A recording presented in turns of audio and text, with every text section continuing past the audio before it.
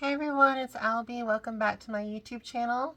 I have another review for you today, and I'm excited to say it was a 6-star read. I sort of predicted it, but now that I've finished it, I can affirm that it is 6 stars, and that is The Viscount Made Me Do It by Diana Quincy.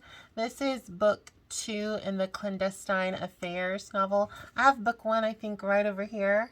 It's hard to say. Right over here.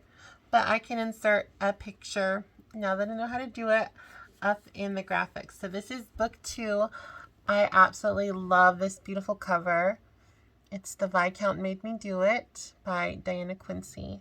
Absolutely gorgeous. Here's our fabulous author, Diana Quincy, and here's also a picture of book 1 right here. Now, this is technically a series, but you do not need to read it in order. So far, this is book 2, like I said. And book 1, the hero from book 1 makes a super brief scene, but his wife does not. And so I think it's safe to say you could read this one without reading book 1 if you wanted to. I loved book 1 so much, and I have also loved book 2. So I think either way, you're going to do fine on whichever one you want. But absolutely love The Viscount Made Me Do It.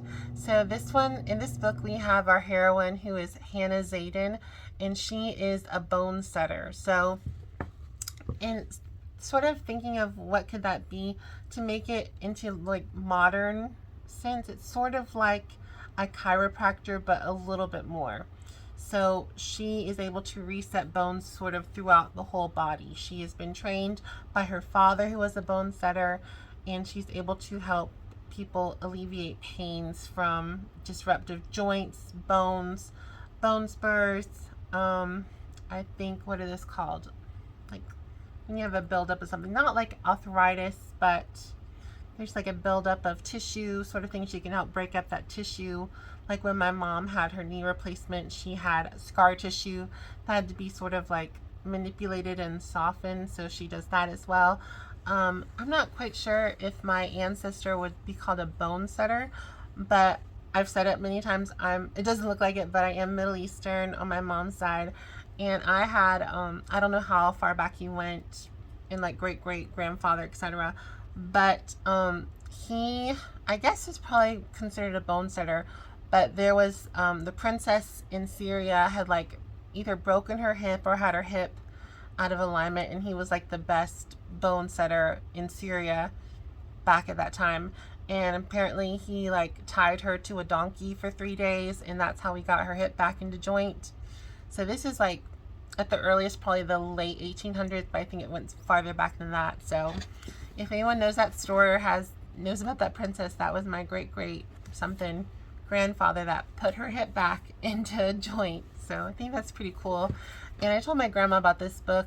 I don't know if she really reads romances or historical romances. She likes Maeve Binchy and David Macomber.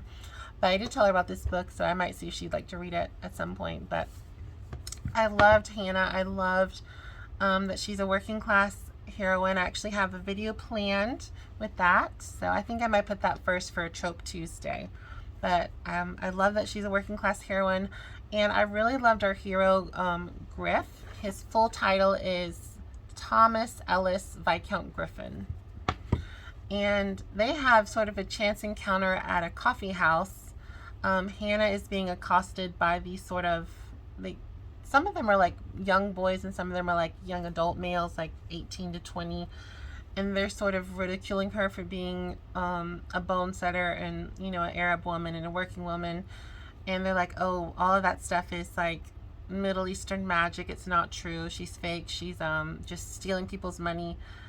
And she decides that she's going to sort of teach the one boy a lesson because he says he has an ailment in his wrist, but he's lying. He wants to just sort of show off to his friends. Well, she unsets his wrist, so he's in super bad pain for a while until he comes to visit her.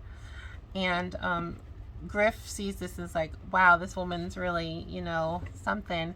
And he notices she has this long dangling, this isn't a sapphire, but she has a sapphire necklace, and he's like, that looks really familiar. It kind of looks like the necklace that my mom was wearing that was stolen the night she was murdered.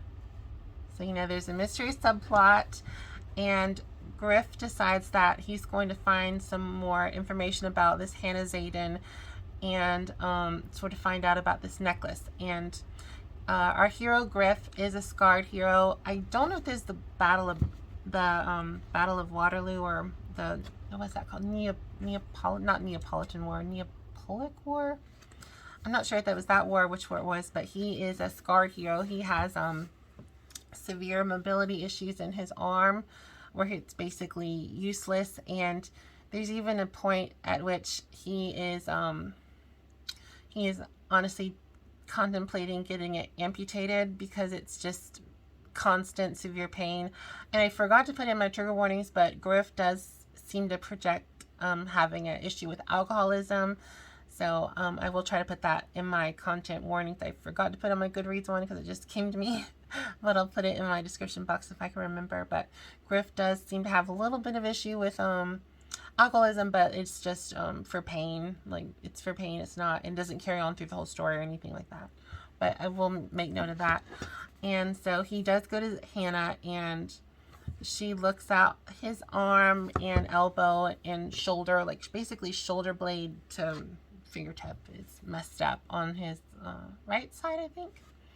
And she looks at it. She does some stuff. She does some stretches. He's like agonizing and cursing. And she's like, okay, I think I can have everything fixed within like about a month. He's like, what? He's gone for like 4 years or so where he hasn't had any sort of relief or pain. My brightness was messed up. There we go. So he's had 4 years or so with pain, and he is surprised that she's basically saying, I can fix it. I know what to do.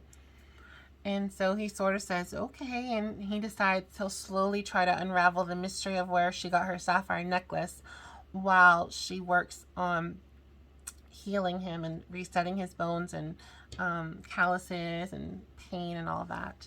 So over the course of these treatments, the two sort of gain a fondness for one another that tends to go a little bit deeper.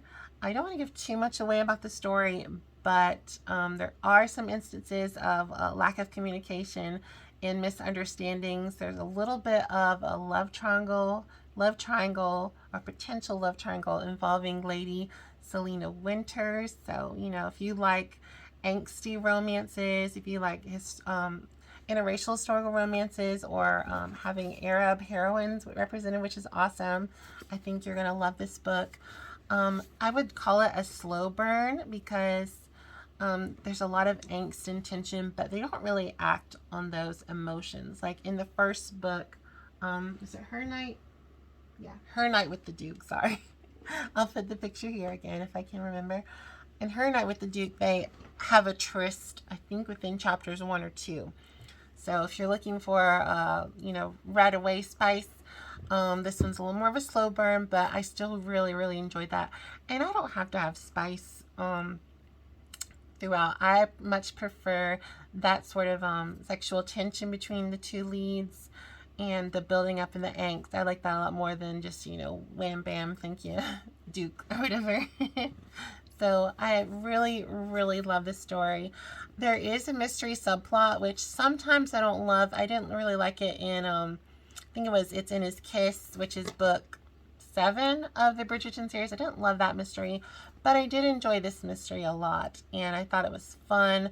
It doesn't overtake the relationship, but, you know, the whole reason that they have this, this connection built is to find out the mystery of how Hannah's father got a hold of the sapphire necklace that belonged to, or may have belonged to, you know, no spoilers, to Griff's mother that was murdered. So, you know, there's some angst, there's some romance, there's some mystery. I think a lot of people will enjoy this book.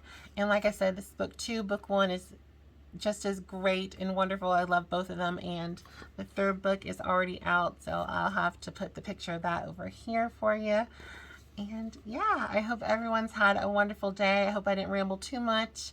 Let me know, have you read any other books where it had a historical romance but had a mystery subplot that you enjoyed? I think that'd be a fun pick for an October or sort of mystery spooky readathon. Everyone, I hope you have a great day, and I'll see y'all soon. Bye, everyone.